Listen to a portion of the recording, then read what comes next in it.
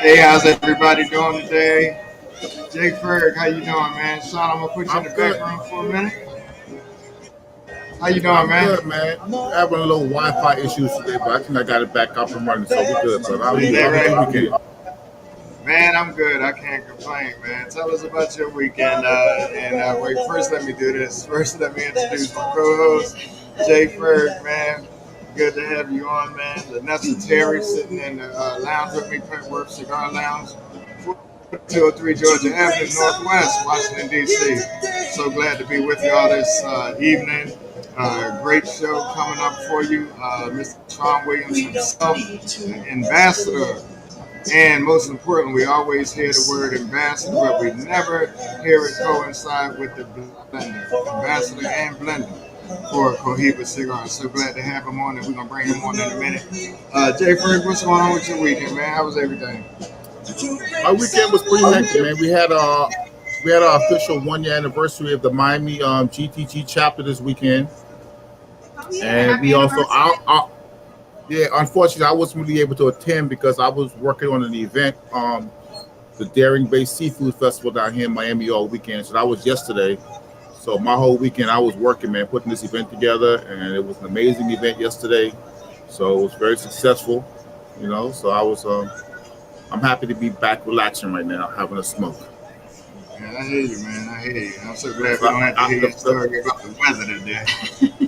no, Right. no, no, no. Granted, it was a beautiful day yesterday to have a festival. I tell you that. Well, we getting up there with you, man. 75-degree The today fun, here, uh, so yeah. So the I funny don't thing is, I praying that walked you're on gonna sleep out the first day I there. walked on site to start putting the event together, right? So I walked Yeah. into the property smoking my cigar. The security guard said, "Excuse me, sir, but there's no smoking on this property." I'm like, "Oh, we're gonna have problems all week, sweetheart." I said, "Cause I smoke my cigars all day." Mm, I hear you, man. I hear you. Absolutely. Vanessa, what you got going on? What's going on in your world today? So I had, well, the weekend, I'll start with that. I had a very eventful weekend. It was my sister's 50th birthday. I'm telling my age now because I'm older than her. But I don't mind it at all. So we had a wonderful cigar bar, complimentary cigar supplied by Petworth Cigars, Mr. Dr. Say So, Chris Petworth himself.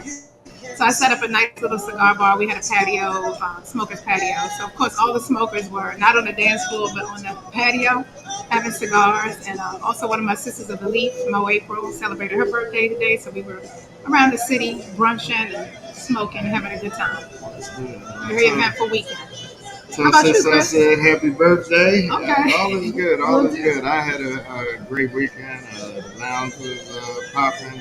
Celebrated one of our employees' birthday.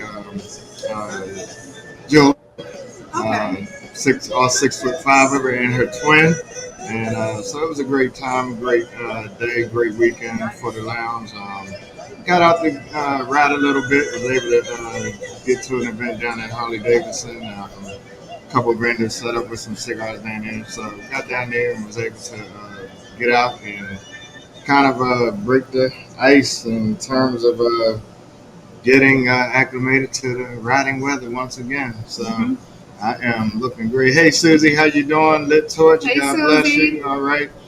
Shirley, glad to see you on. We got folks still coming on, so we're gonna get down to the nuts and bolts of it. Just want to welcome everybody once again to the Smoking Jacket broadcast.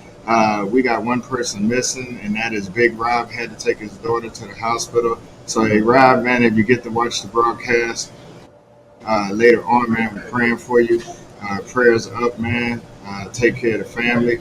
And, man, we'll see you on the next show. But most importantly, man, our prayers are with you. And we just ask God's blessings upon your daughter and healing. And we know what God can do. So we're thankful for that. Without further ado, we're going to bring on our guest. And that would be Mr. Sean Williams himself. How you doing, sir? What's going on? How you doing, Chris? Man, everything is Glad to wonderful. meet you. Get Like we Ferg let down in what? MIA. What's Yeah, good, happy man? Keisha. Well, look. First of all, look. Here's a toast to you, man. No, man, We it's still thank be blessed. you. Thanks That's for up. having me on. Thanks for having me on. All right, man. Appreciate you accepting the invite. What you sipping on today, man? I'm actually doing High West American Prairie. Okay. All Okay. right. All right. I haven't tried that yet. And need I What about ask you what are you? Well, I'm sipping on, and I'm pairing my COHIBA Black. My first time smoking it, actually. Nice. And I'm enjoying it. I'm loving the ash on it. I love when I see a cigar with that good, nice white ash on it. Maybe you can tell us a little about that later. But I definitely am pairing some Glamorangi Lasanta with it. I like the sweetness of it that goes with the Maduro flavors of the cigar. So it's kind of making it pop right now. So I'm enjoying that. That's what you smoking on. I'm smoking the Cohiba Nicaragua. It's not very strong. It's a medium cigar on my palate. Medium plus, but you're a veteran. You're a veteran. Yeah. Hey, you ain't new to this. You're true to this. You know what I'm saying? So Absolutely, you know it. And We Jay go way back. Jay Ferg, I didn't have a chance. I wanted to mail you some Cohibas so that we could have everybody smoking the same thing. That's usually what I like to do. I can't see that. Is that a port? Yeah, good. Yeah, I'm the port man. All right. Okay. I'm the port man. So that's what I do. So it's all good. Cool. So, Sean, man, look here, man. You have a serious resume in this cigar world. And one of the things just let me ask, first of all, who is Sean Williams? If you don't mind me asking. Who is Sean Williams? Who is Sean Williams? Besides man? I mean, Mr. the world, Cohiba, yeah, besides ambassador. Mr. Cohiba, the world, Hey, I think the world kind of waiting on this one, man. Who is Sean?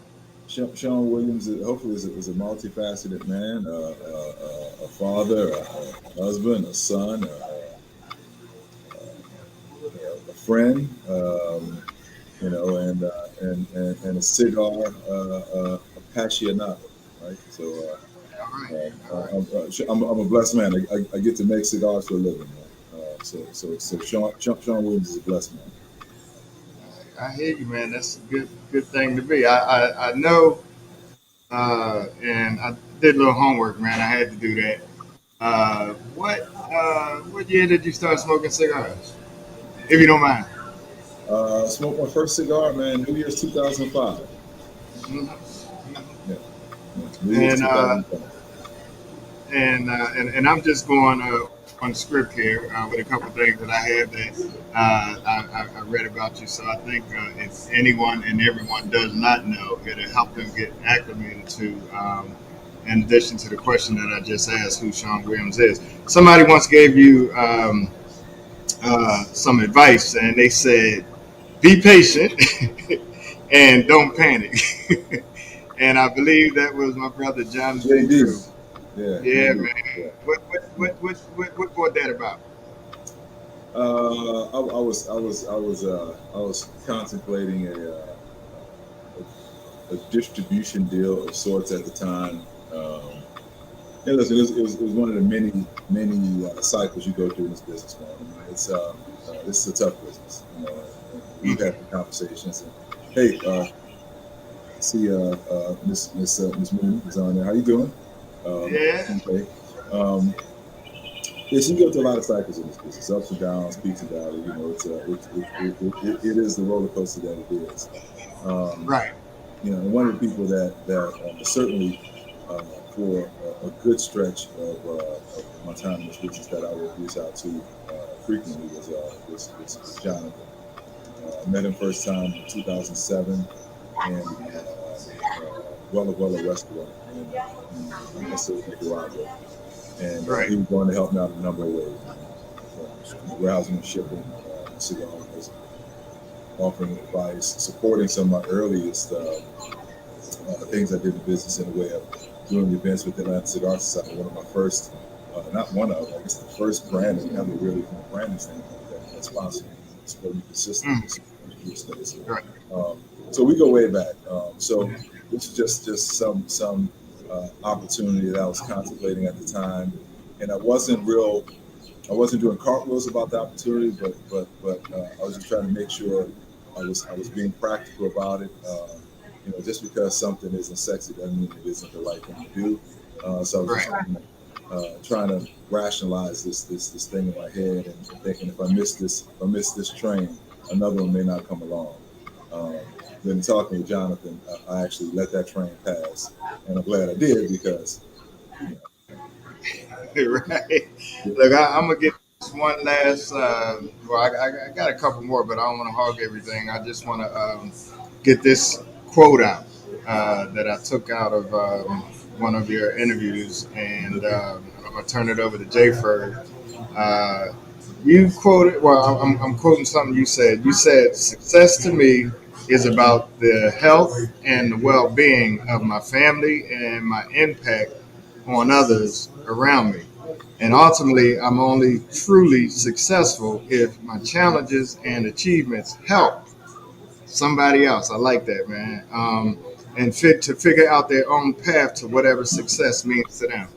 Can you? I mean, it's really self-explanatory, but can you elaborate on that just a Yeah, I little mean, bit? it's one of those things, man. You know, people quantify success differently. You know, some people it's monetary, some people it's awards, it's achievements, it's accolades. Some people it's status. Some people it's promotions within their industry or their company. So it's so that's a relative term. So what it all boils down to, you know, am I successful in that I'm the person I need to be for my family and the people around me? You know, do they view me as successful? Because regardless of what we say, you know, we seek adoration first and foremost from the people closest to us, right? So, Right.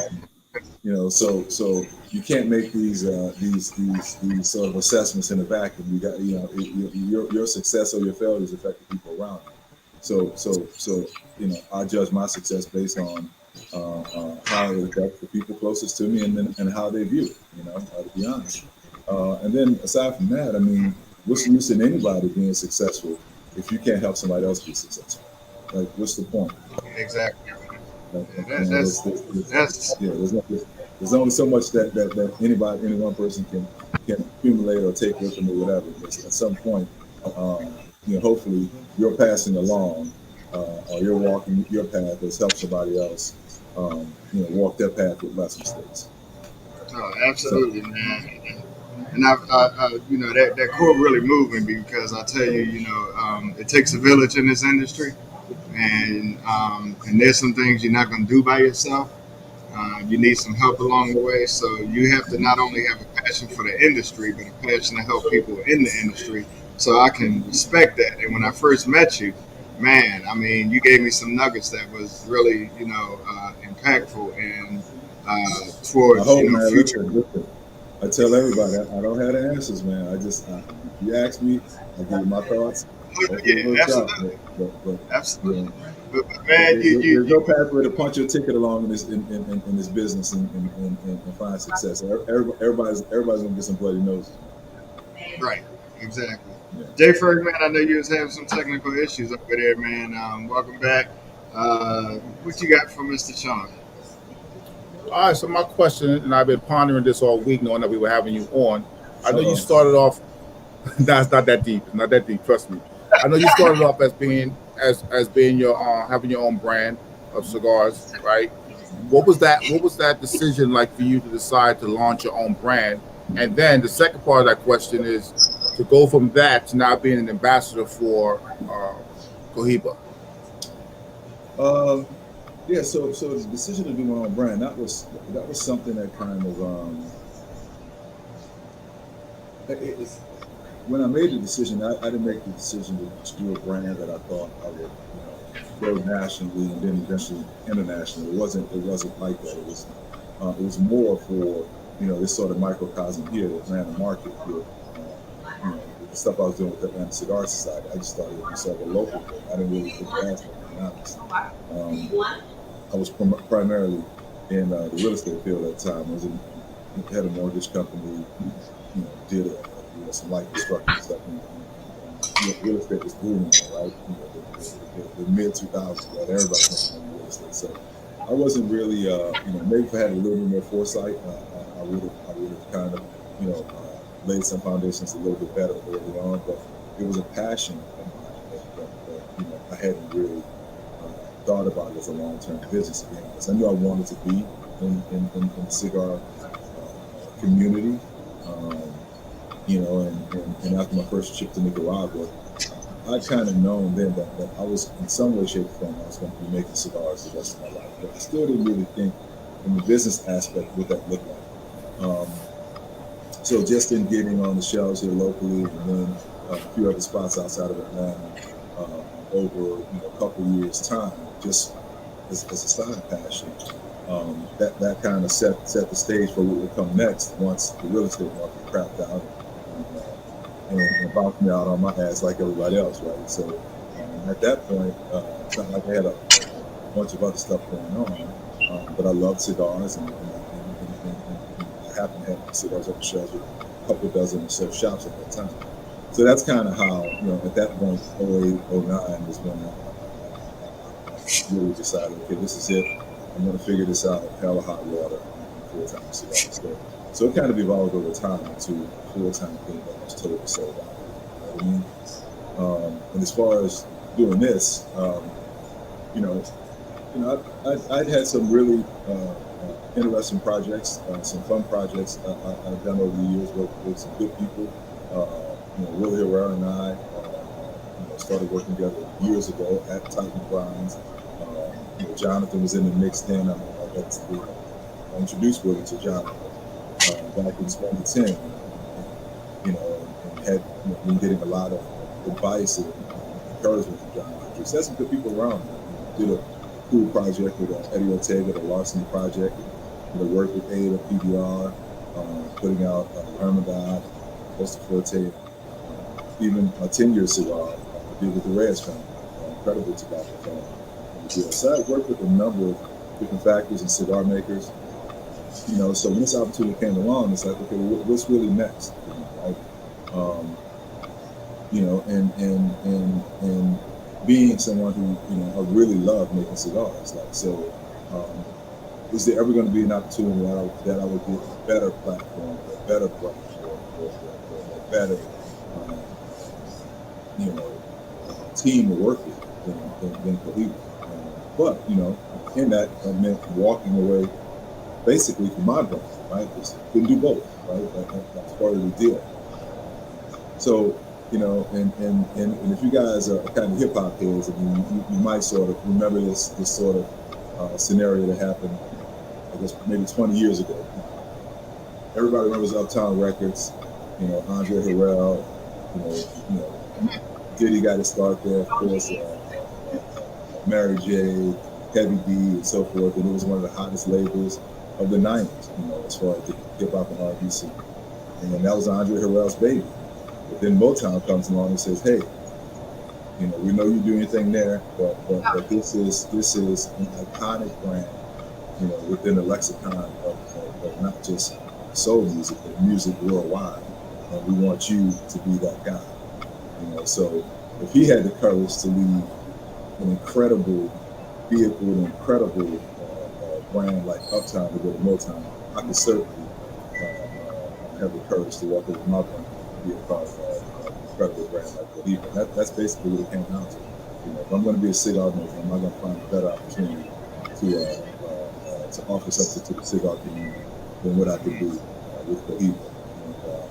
And, almost exactly 5 years in now. It's been more amazing than I had hoped it would. Well, you're definitely making your mark, Sean. Did you have anything else, Jay? A follow-up? Yeah. So my follow-up to that will be: so now that you're almost 5 years in, what do you see? What's the future for Sean Williams look like? Can you see that, or are you just kind of going with the flow right now? I'm always thinking about it, right? I certainly, don't see anything, as far as in the cigar, outside of COHIBA to see in the future. But we have so much stuff that's still, planned and we're working on. And I feel like I'm doing some good stuff, and I say what we're doing is an incredible team. There's people that you guys will never get to see and never get to give their flowers to, but they really deserve it.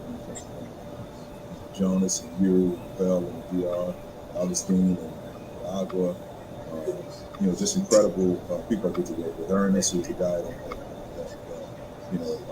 make sure we have access to incredible tobacco. So it's an incredible team.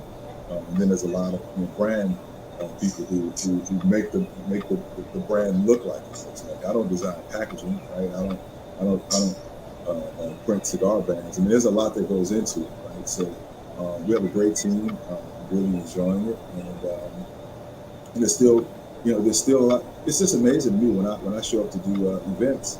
I walk into it never fails. It doesn't matter what shop it is, where it is. There's always people there come and says, "I've never smoked a COHIBA." And at first, 5 years ago, when somebody said that, I'm like, "Where have you been?" Like I'm saying to myself, right? But then over time, I realized that that's an opportunity. That's a great thing, right? We still have a lot of people to speak to, a lot of people to introduce the brand to, So I have a lot of runway left still in front of me with the brand as far as touching people, expanding the profile, and and then there's some other stuff that we're working on too that's really going to be sort of next level as it relates to the workout. So yeah, man, it's again. I figured a long time ago I was going to make cigars for the rest of my life, and it's hard to see a better team of people to work with, and a better brand to work with than who I'm working with Joint Cigars. So. Good stuff. Good stuff. Yeah. So I'm one of those people Sean might have been talking about when I saw him at an event, and I said, "You know what, Sean? I don't even really smoke COHIBAs." But I had smoked one before. But you had smoked one, yeah.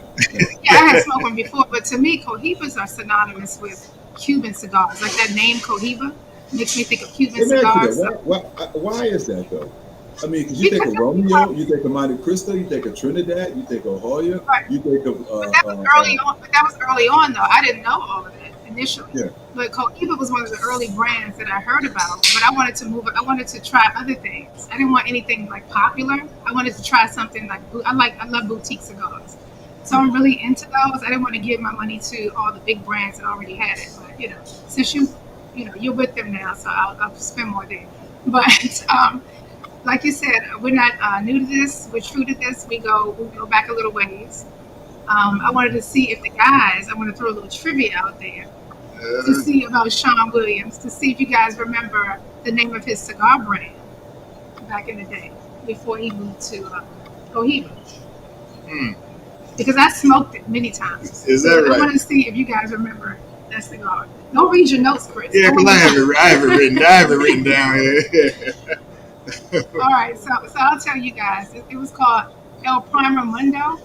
And it was one of my El Primer Mundo, but it's spelled like Primer. Thank you. El Primer Mundo. Thank you for correcting me. No, good. So that was a great stick. I remember being introduced to it when I saw Sean at Civil one day, and it was a great smoke. So when you moved over to COHIBA, I said, "Oh, he's really on the next level now. This is it." So I really look at you as an iconic person in the cigar industry, definitely representative of our culture. I do, whether you own it or not. That's how I look at you, as an icon and a celebrity. The brand is an icon. I'm a cigar maker with the brand. Well, you were iconic for us before. Next question. Next question. And the other trivia question is, can you name one magazine outside of the cigar industry that Sean was featured in? One magazine besides cigar magazines. No, I can't. Jay, any ideas? I'm gonna go on a limb here. Just say Black Enterprise. Maybe. I don't remember Black Enterprise. More than likely, he probably was. But it was Essence for me. Essence magazine. You were in Black Enterprise too? Yeah, I don't even know about the Essence piece. You sure it's in Essence? Yeah. Essence magazine, yes. It's been a long time. She's a woman, trust me. If it's Essence, and I can't say that I really read Essence, so I might have missed that.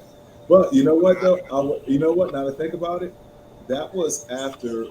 Uh, I think that was the same piece. That piece was originally in Black Enterprise because Earl Okay. Gray's published and sold, and it went under Uncas Johnson Publications, the same group that had an Essence. So they probably ran that same piece in both. I would Okay. assume. Yeah. And But the that's good last to thing, know. I didn't realize that. So yeah. the last question I wanted to ask you is about your blending. So I know you've been blending cigars for a long time, going back to your own brand. How did you learn blending? Did you travel outside the country to learn? Did you start here? Where does that, how do you get Yeah, started in no, it? I mean when I smoked my first cigar, New Year's 2005, and then in January 2006, I was on the plane going to Nicaragua.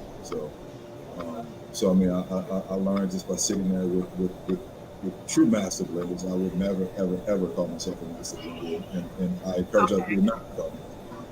But with the Velio and Ricardo and everybody else at the Placencia factory back in 2006, just sitting with them, as I tell them, just you know, you know, grade school level notes that I want to see. Oh, what notes of cocoa, a little spice. And as I throw these notes out, Avelio's grabbing the tobacco. Rest his soul, he's passed on. He's grabbing the tobacco, rolling cigars. We're just smoking. And he's rolling cigars based on what I'm saying. And then over time, I'm paying attention to what he's grabbing. This. And then I start getting to a point where I know what I like in a cigar. You know, like okay, this is kind of like my wheelhouse. And there was sort of a certain components of every cigar I did after a certain point. You know, so it started from there. And then at some point you get more instructive, you want to get more hands-on, and to do that you have to learn how to roll. So at the time I just taught myself. I guess not taught myself, but just found opportunities to sit down and tighten the bronze and sit down there and just sit down with the rollers and slow them up and frustrate them, you know, to have them teach me and stuff. And, I mean, now it's to the point where I literally have a little cigar rolling room in my house, and I roll here. Which I haven't rolled a cigar in like 3 weeks, so I'm kind of Jones and I'm traveling. Yeah, so it just over time it just evolved, just get more and more instant. And it takes time, like you said, over time. This doesn't happen overnight. Your success didn't happen overnight, and you've done a wonderful job. Thank you.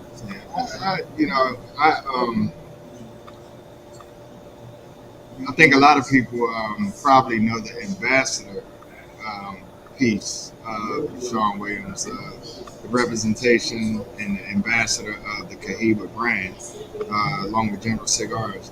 But a lot of people didn't really know properly about the blending, and I find that interesting because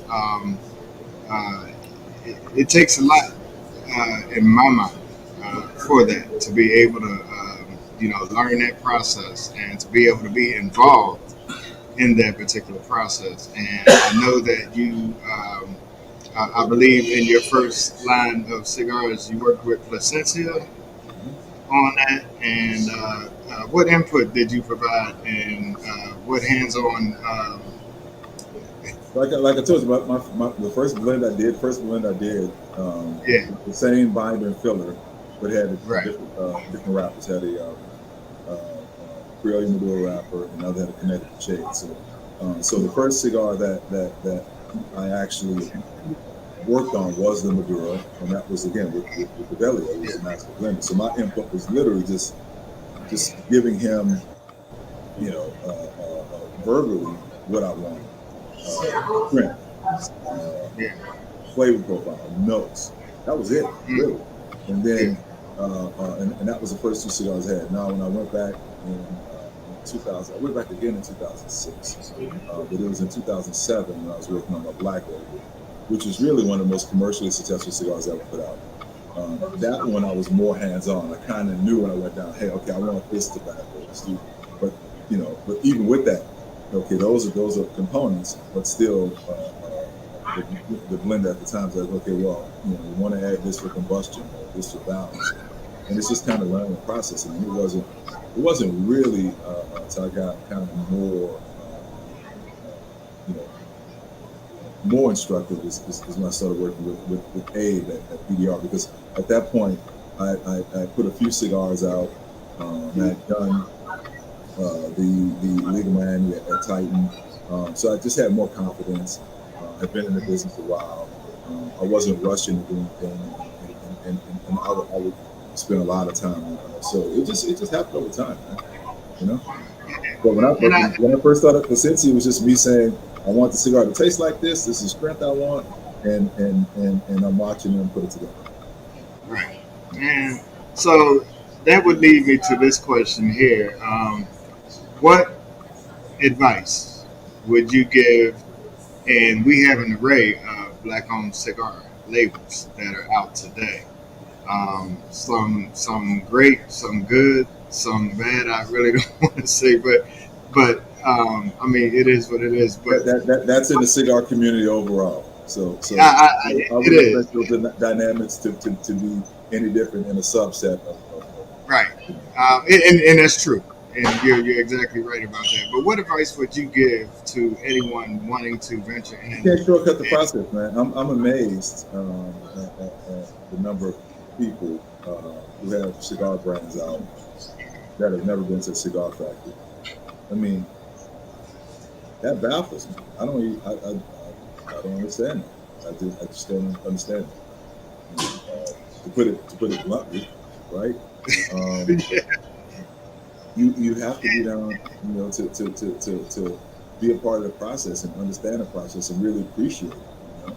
If for no other reason, really just appreciate the process. I mean, because for me, I mean, it was almost a spiritual experience for me being at the factory the first time, and just kind of, you know, not just the rolling part, but just looking at all the moving parts that go into it. I mean, all the little intricacies from you know, from when they first, you know, start the seed beds and you transplant those into the fields and grow it, and then the time, attention, and the patience it takes. I mean, it's amazing that we don't spend, you know, $100 for every cigar that hits the market. When you think about all that goes into it, all the time, all the hands that goes into it, and then how much of the material that you lose. Like, people don't talk about that enough. It's like, you know, to make it to a point where we're actually lighting up a cigar and smoking it. I mean, you've lost, you know, these leaves have lost a lot of their cousins along the way. It is real. So, and not everybody needs to get into blending or rolling, you know, but certainly everybody needs to understand the process and appreciate the process, because it's very, very, it's a very intricate and delicate process, man. It takes a lot of patience and a lot of time. It's just amazing to see. And if someone hasn't gone down and spent time, I mean, spent, you know, solid amount of time in these facilities, then it's hard to really, you know, appreciate that they're truly invested in the process. You know what I'm saying? Mm-hmm. Yes. Yeah, I you know, and I agree. And I had to ask that question because I get a lot of, in terms of putting cigars in the humidors at Petworth, and I get a lot of cigars sent to me. I get a lot of cigars presented to me, and then I get the question. I'm looking to start my own, and etc. And then to answer the question is sometimes heartbreaking because you know, coming from a person like you might be different than coming from me.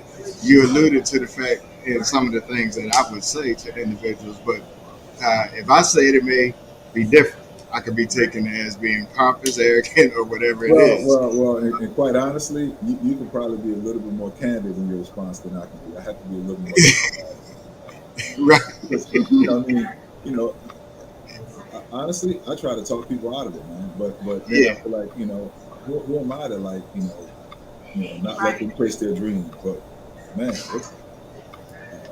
most people are not ready. They're just not ready. I mean, and there's a million ways to lose money in this business. Believe me, I found every last one of them. You know, and more so than money, time. You know, this takes up a lot of bandwidth. Starting a brand, you know. So, and I know just in talking to some people when they come, they have no idea when they say that what it means. You know. you said something. You said something that really sums it up. It really is a humbling and spiritual aspect of this industry to be able to want to blend your own cigar and brand and etc. Because I mean, you really have to have a passion for this, not just to put something out on the market and put it out there and say that I got my own, label. It's like, putting a record out that, on your own label, but it's, and you got to be ready for the labor pains that are coming with it, because before you can birth anything good, there's some labor pains that's going to come with it, and if you're not ready for that, it's going to be a very painful labor. You ain't kidding. Yeah. Lenessa? I was just wondering, going back to the ambassadorship with COHIBA, what's the day in the life like for you? So when you're on the road, can you give us a kind of a scenario, day in the life of an ambassador? It depends on the day and the location. There's no 2 days of the same. I mean, travel days are travel days, right? I'm usually packing the night before, and I always have a bag that has stuff in it, right? When I come back from the trip, whatever socks, underwear, whatever I didn't use that's clean, just stays in the bag. There's always toiletries. So I got an area that a suitcase is always sort of in transition. And it depends on if I'm going to the West Coast, then I typically try to fly in the day before, just because a 3-hour swing can really hit you. Doing the event out there that starts at 6, for me that's 9 p.m. It runs to 11, which for me is 2. So a lot of times I try to go in the day before. If it's an event in the same time zone, then I'll try to go in the day. I mean, the big thing I try to balance is, my daughter is she's in 8th grade, she's getting ready to go to high school. My oldest daughter is 31. And I had her when I was 21. So I missed a lot, finishing college, starting my career, whatever. So now I try to make sure I don't miss things, important things. So I'm trying to balance my schedule as it relates to that. As far as activating the events, they're different.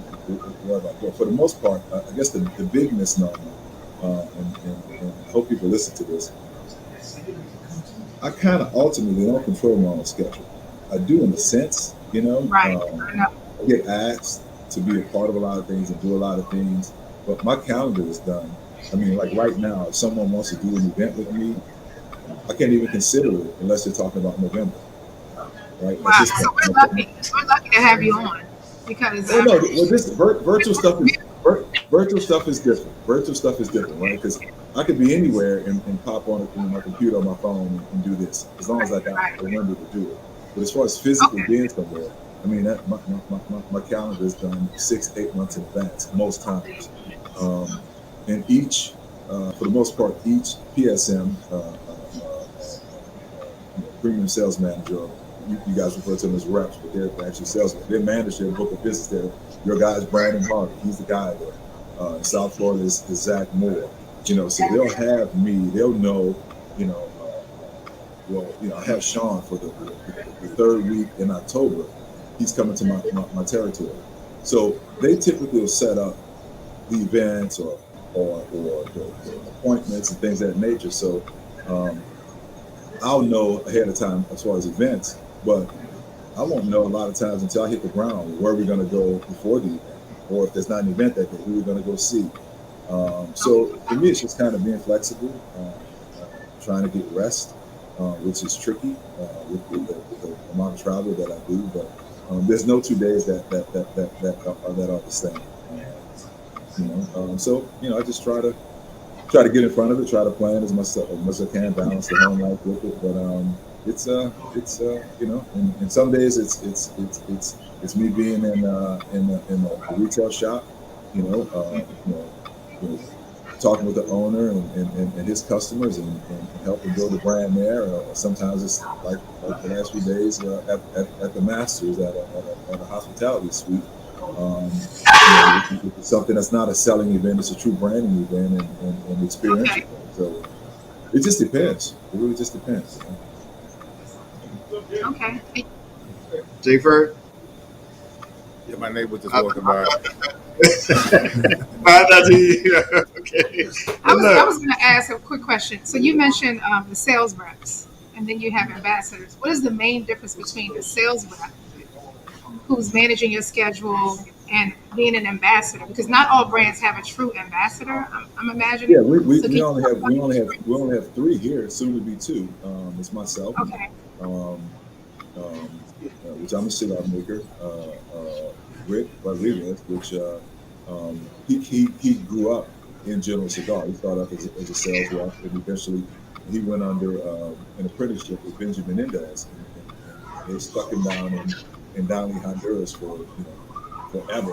Learning to go. So he is a certified, not certified, but bona fide blender. So we're cigar makers, and even with Laurel, who's the ambassador for Macanudo, her path was a little bit different. She started with the company, and she came from the event side. So none of the ambassadors were sales reps. I mean, we all have different paths, right? I had my own brand that came over. Laurel came up through the event side, so the managing experiences as it relates to that, gaining tobacco knowledge that way. So we don't, I'm in the marketing arm. I'm not the sales arm. Sales reps are in the sales arm.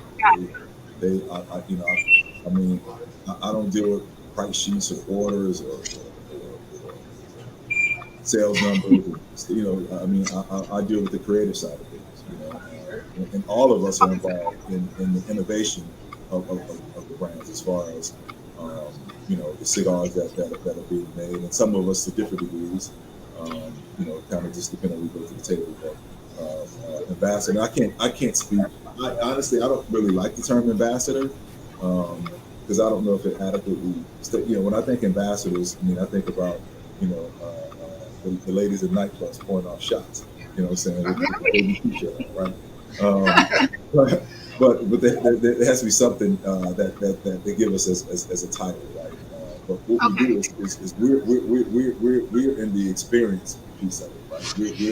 We're the voice for not the face of the brands, but the voice for the brands. Like the sales reps, they have a myriad of different products. From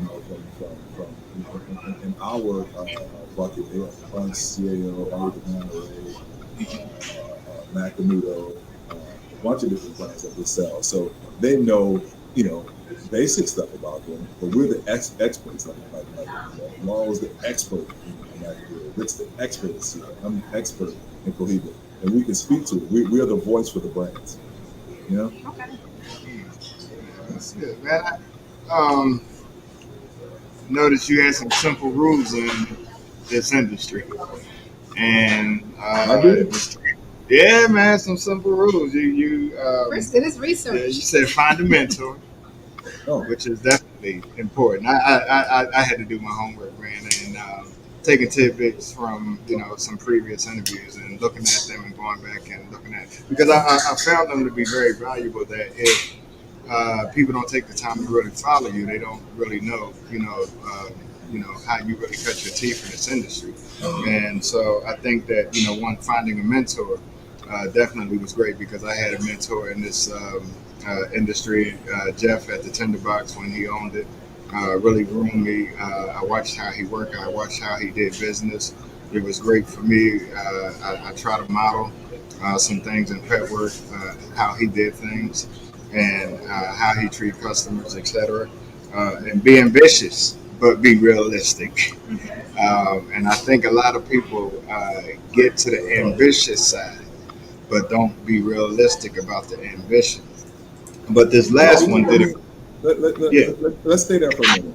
That's Yes, important. And you want people to swing for the fences. You don't want to sort of limit people's dreams, but you want to be realistic, because you need wins.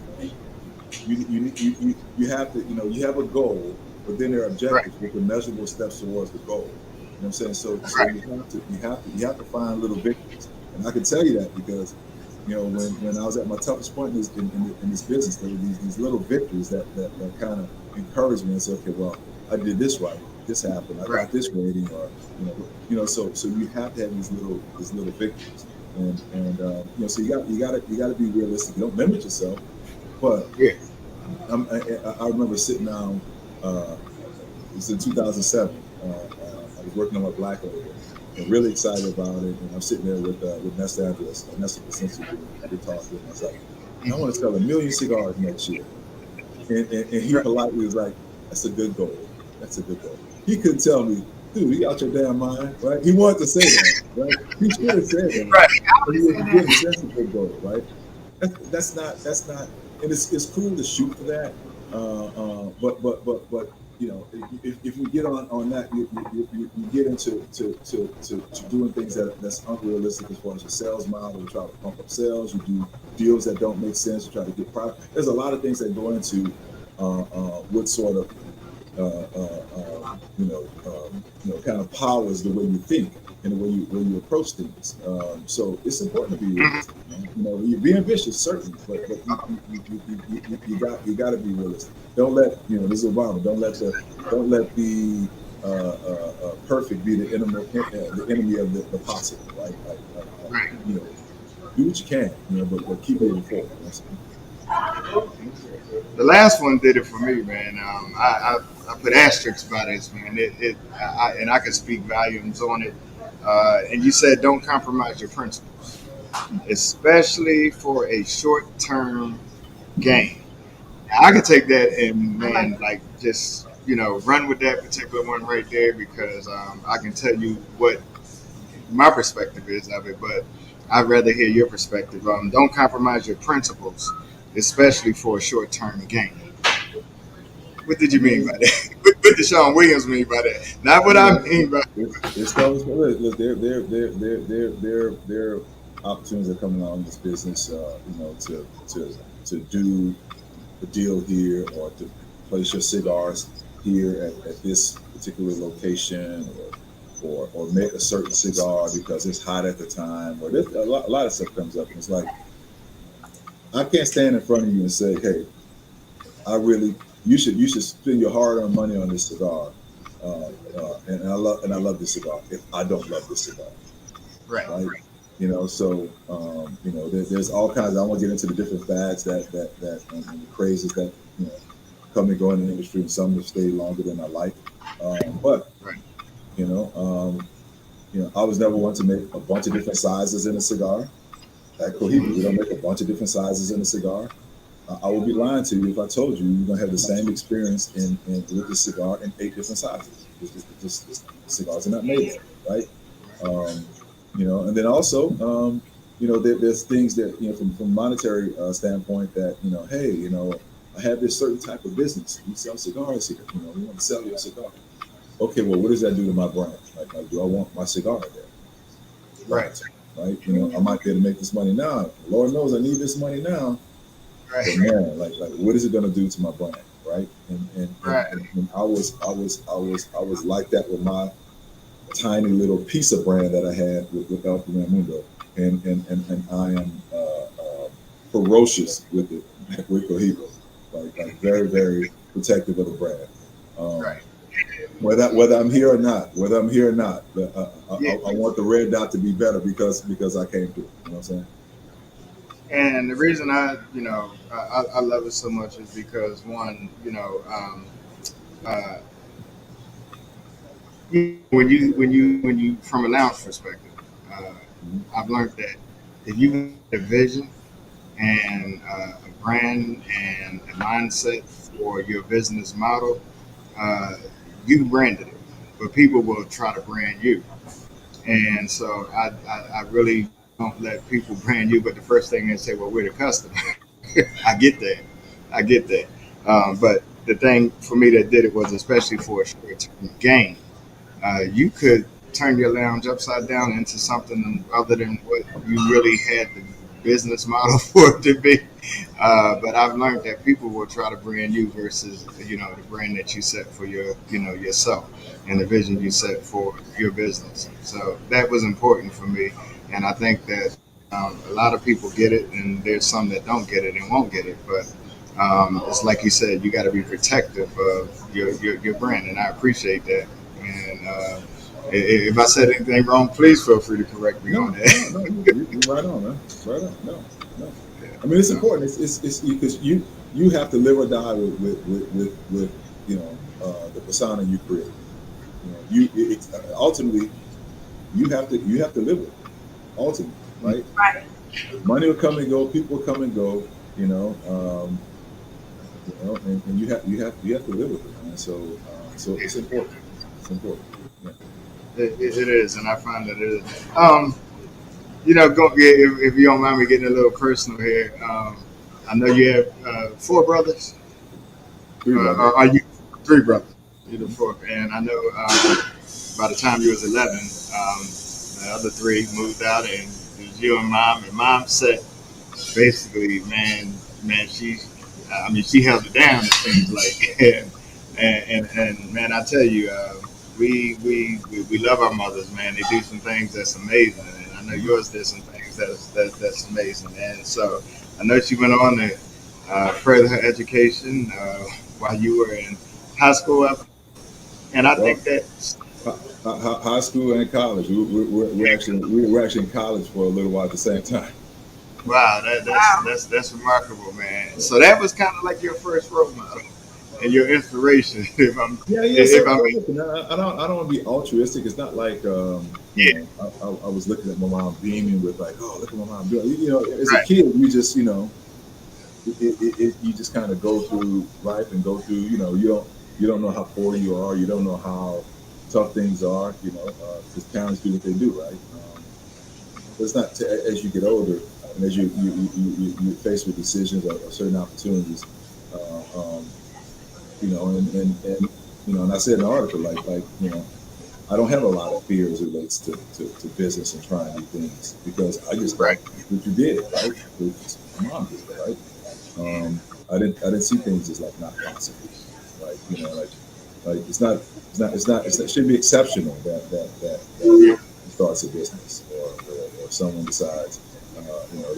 They're gonna leave their job to go out on their own stuff. That's okay. I mean, that's kind of how capitalism works, right? Like so in my first example was my mother. Now I don't pretend that she was particularly a good business person, but she rolled the dice on a few different businesses. So I wasn't we were never homeless, so like I figured, okay, well, as I got older, I would have an idea or an inclination to do something, and I just see what that can happen. Use some money. That's not ultimately you want to do well, but I mean, I figure as long as I got my health and I'm upright, then I'll recover and move on. So you went to Grambling, played football. Man, I gotta ask this, but what was it like being under an icon like Eddie Robinson? It was he was the greatest man I ever personally met. Like just yeah. And again, as an almost 52-year-old man looking back on it, I say that now with an appreciation for it. But when you're an 18-year-old kid and you hear the school bell coming down the hallway to knock on your door to wake up to class, you don't appreciate it as much. Right. So Sean, somebody when were you there? When were you at Grambling? I was fall '88 is when I hit the yard. Okay. So my freshman year was his 70th birthday. So he was definitely in the twilight of his career, but we got a couple of chips while we were there, and it prepared me for a lot of things in life more so than I realized. Just little things like I appreciated structure. Like when I was there, it's different now. When I was there, you couldn't have facial hair. You had to travel in a suit and tie. We had curfew. We figured out how to break curfew, but you had curfew, right? So there was structure. There was certain things, that came along with the tradition. You were freshmen. We had to stand outside the school bus before we went to the airport or drove to where we were playing a game. Everybody had to stand and sing the school song. Freshmen just had to do certain things, like that was our fraternity, man, and there was so much history there that you know, you did it and you felt proud that you were doing it. And some of it was a pain in the ass at the time, but you know, as you get older, you know, you look back now, man. I mean, I was just there. Was it last Sunday or the Sunday before? I was just there for the spring game.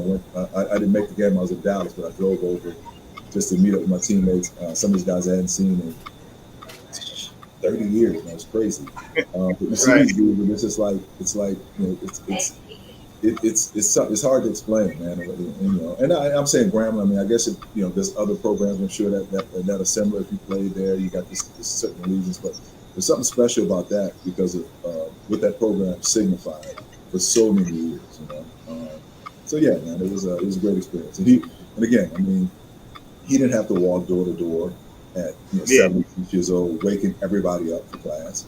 You know, he had grad assistants, he had assistant coaches, but he did it like every morning, and it bugged the shit out of me. but you know, you appreciate it, man. You know what I'm saying? So he was just like it. And I think that speaks volumes to his character and him as a coach, taking the time personally. Because I was in a clothing store, and there was a young man in there, and he asked me, and this was in New Carlton, and it was University of Maryland football player, and he said, you know, hey, can you show me how to tie a tie?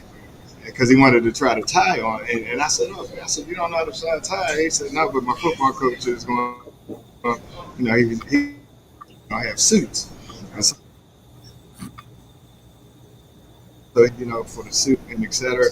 And man, I was like, man, that's awesome. I mean, you know, I'm thinking only certain schools do that, but to hear that Grambling did that, that's awesome. And I mean, I really, you know, I mean, I had the utmost respect for the young man. And I was in K&G looking for a couple of times for myself. And I said, well, you know, a little special on suits, and you know, not only did it just feel good, but it felt good to see the excitement on that young man's face. That's awesome. Because he was about 6'6", you know. Yeah. And I'm trying to help him out, you know, with tying the tie. And I said, well, man, I said, you know, if you're going for the business model of it, and et cetera, get this tie here and get this color suit, and you know. And he appreciated that, and I mean, man, that was a warm feeling to, you know, be able to, and I'm just glad to see that's coming from, you know, school, you know, like Grambling, because that's how we start to groom, you know, young African American men, you know, for success, and so that really spoke volumes to me, and I hope. If anybody have any questions, you know, we're coming up on an hour. Don't want to take all of Sean's time, but if you have a couple questions for him, post it. I'll post it so he can see it. Yeah, Jay Ferg, man, you got anything, man? Yeah, you quiet down there in Miami, man. What's going on? I'm just sure. Listen, man. I always watch your movements and everything, and the way people speak about you. So I'm just honored to be here on this call with you, man. Because I you know, coming into this industry, I came from the music industry.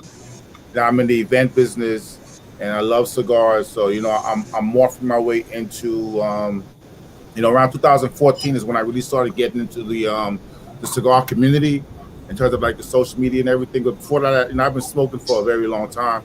You know, we're in the same age bracket. You're like a year older than me, so I've been smoking for like a very long time. You know, back in like, I mean, 25 years of smoking cigars. So for me, it was kind of like, I remember those days when I was just the only, you know, young black guy in a cigar shop smoking a cigar with these older, you know, white gentlemen, you know. So coming into the community, and I keep hearing this name, you know, Sean Williams. And I'm like, who is this guy? You know, but, you know, the one thing I can say is like, you know, when your name is mentioned, it's always in a good light, you know, and I think that's very important, especially in this industry, because, you know, as this community has grown over the years, you know, I've watched how there's a lot of how should I put this politely? There's a lot of fakeness in this industry. You know, everyone's the expert. You know, everyone think, you know, because I've been smoked, I only smoke this cigar. You know, it's like I smoke this label, that label, whatever.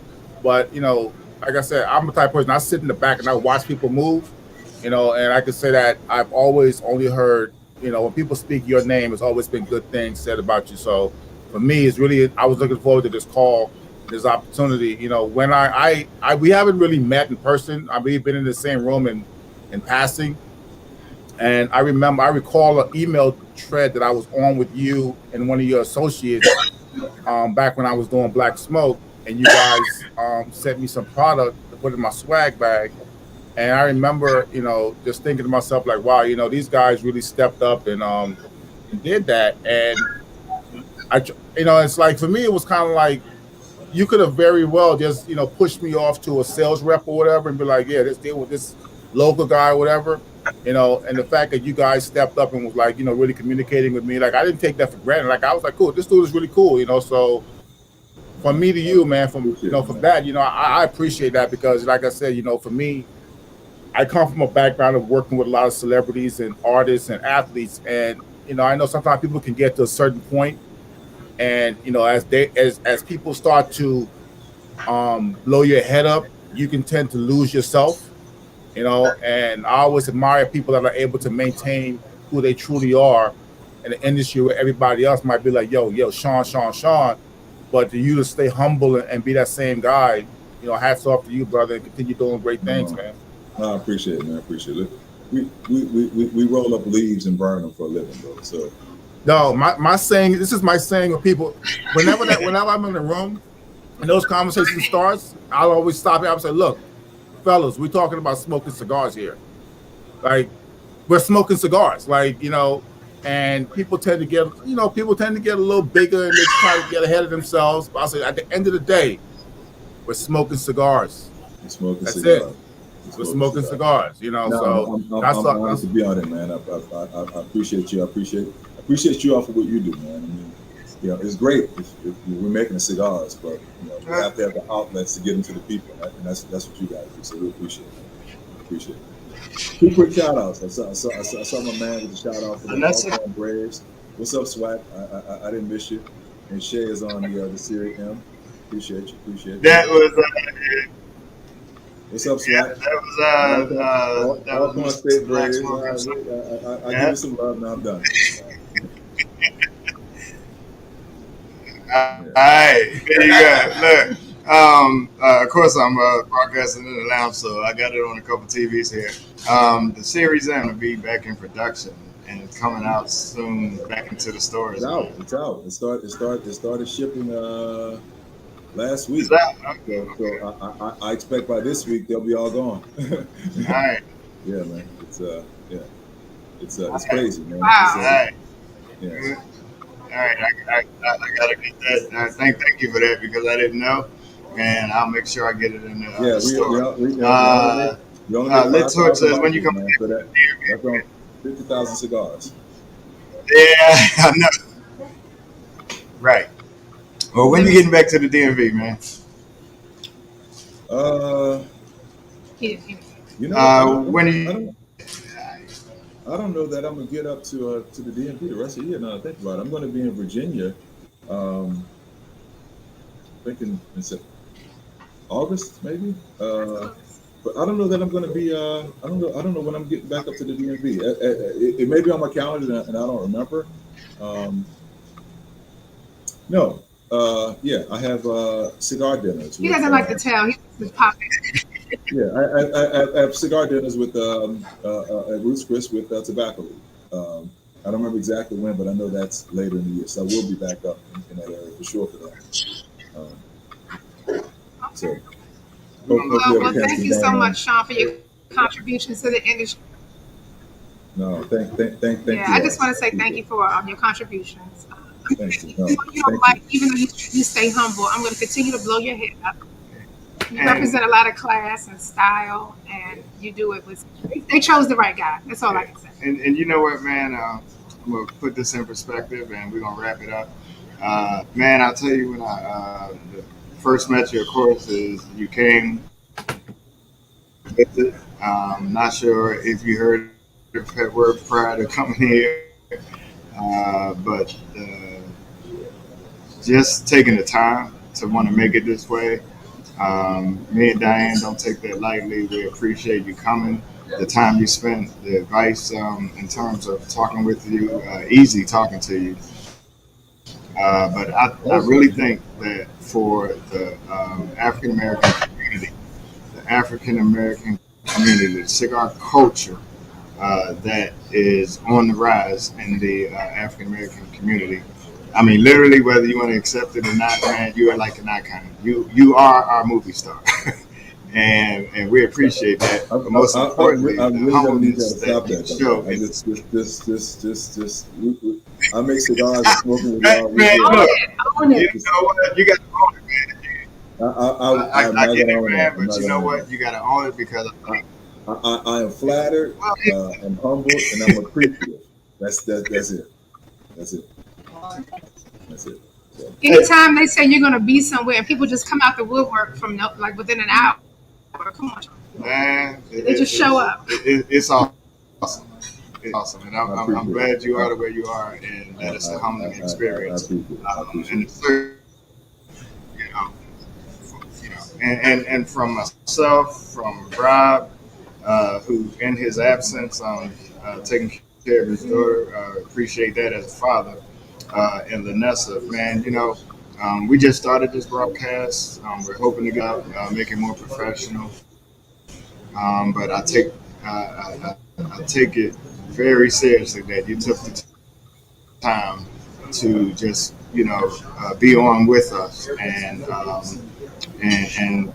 just to share your story, to answer our questions, and man, hey, that right there can tear a brother up. Thanks for having me. I mean, I get to come on, smoke cigar, drink liquor, and talk to some good people. This is not Right. working. This is not That's working. it. So, I appreciate it. I appreciate it, man. So look, man, we're not gonna take a whole lot more of your time, man. I always end my broadcast with favorite songs, man, and I think this speaks volumes to you, man, and what you're doing. Because from all of us to you, hey Sean, ain't no stopping you now, my brother. And we appreciate you coming on. My man. The sounds of Philadelphia, man. Hey, man, look, ain't no stopping you now, man. The sky's the limit. That's it. Hey, so I went to school with his son, Kenny, and Kenny Jr. Good dude. He was a tell. A lot of people don't know that. Made clothes. Yes, he did. Actually, he made all of his clothes going through high school. And I appreciate, and Evelyn Champagne King. He's in my graduating class. Yeah. You really just told your age, man. You got to start it, brother. Yeah. You really just told your age. Yeah, I know, man. Hey, look, we all got a long way to go. Hey, the song says we got a long way to go, but look, there's no telling where it takes us. And Sean, man, you're going a lot of places, man. I appreciate it. Appreciate you taking the time. We're going to go in the back room, man, and I appreciate it, man. The door's always open. And, you guys take care. Thank you. Great Ferg, man. Hope you in Miami. You get to burn one, man. So you take Don't go care. Oh, for sure. I'm available, brother. Lenessa. Oh, no. You know, bless Diane as well.